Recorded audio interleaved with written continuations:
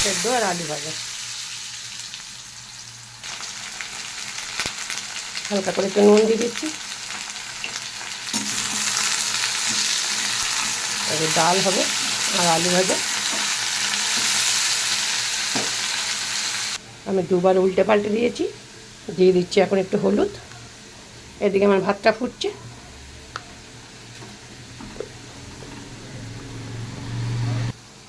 ভাতটা আমার হয়ে গেছে, নামিয়ে দিচ্ছি।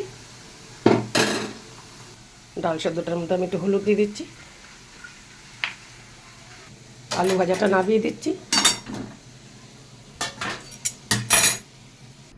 ডালটা ফোড়ন দেওয়ার জন্য দুটো শুকনো লঙ্কা আর একটু রাঁধুনি দিয়ে দিচ্ছি। ডালটা ফোড়ন দিয়ে দিচ্ছি। নামানোর আগে দুটো ধনেপাতা দিয়ে নামাচ্ছি। ডাল ভাত আর আলু ভাজা হয়ে গেছে আমার, নামিয়ে দিলাম। ধন্যবাদ।